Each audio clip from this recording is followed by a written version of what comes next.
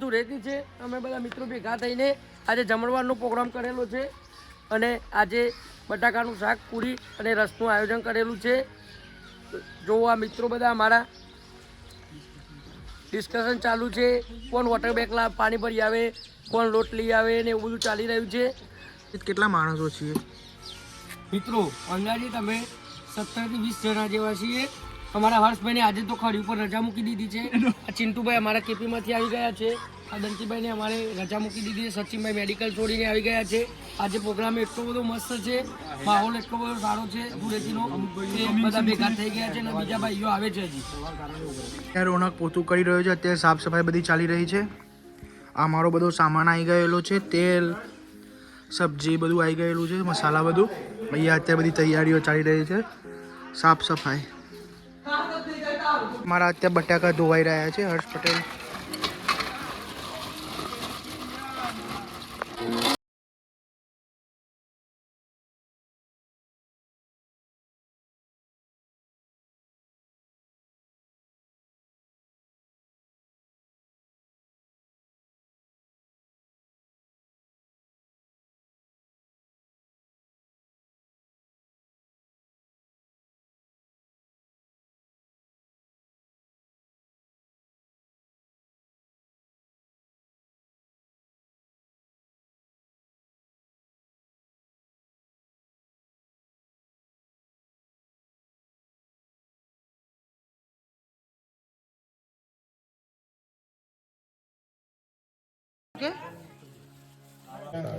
ત્યાં મરચા સાતરી રહ્યા છે. મરચા દાણા બધું કટિંગ થાય છે.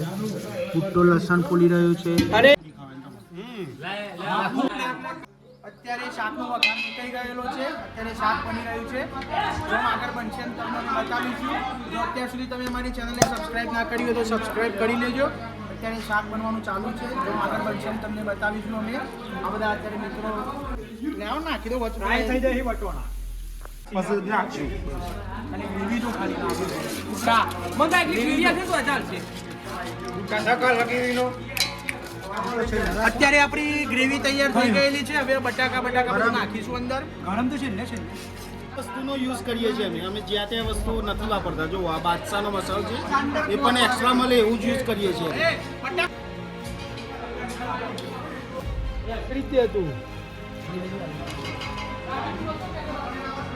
સલાડ માટે ડુંગળી કટિંગ થઈ રહી છે. આ સાઈડ રોનકના ચિરાગ બંને લોટ બાંધી રહ્યા છે. જોરથી રોનક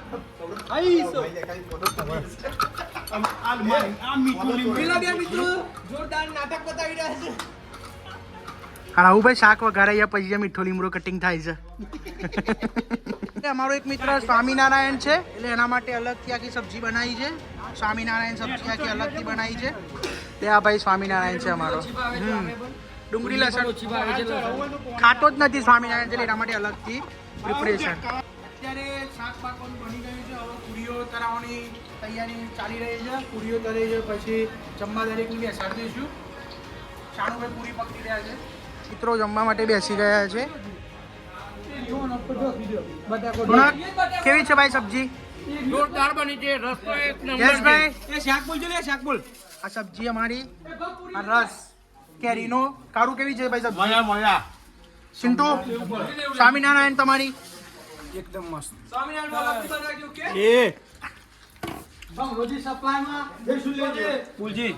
ઈશાન પટેલ પૂરી વાળા. રસ બની જો રસ હાલતું નહીં કોઈ. આ કઈ વાટકી રોનકભાઈ તમે પીધી? ચોથી વાટકી. પાંચમી જરૂર પડશે. હજી સાધારણ પી લો. પડ્યો છે આપણી જોડે રસ. ના રસ તો પીવો પડશે. હા તેને મૂકી દીધી. બોલો ભાઈ પીવો કે રસ? ચમ જમવા માટે બીજી પંગત ચાલુ થઈ ગઈ છે. બીજી પંગતમાં જમવા બેસી ગયા છીએ. એક નંબર ટેસ્ટ છે. બોલો હર્ષભાઈ કઈ વાટકી આવી રસની? ના ના ના સાતમી આવી છે. હું જોઈ રહ્યો છું ચારનો એ ગણતરી કરતા રહો.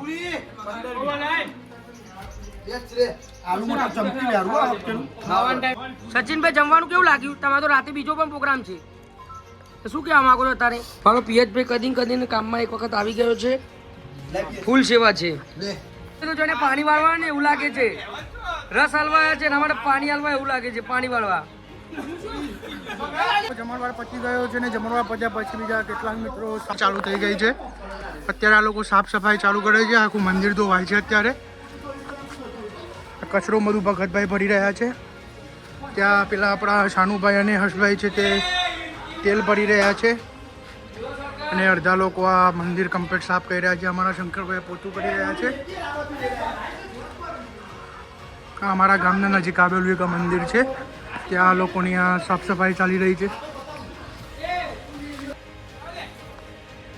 સાફ સફાઈ ચાલી રહી છે અત્યારે.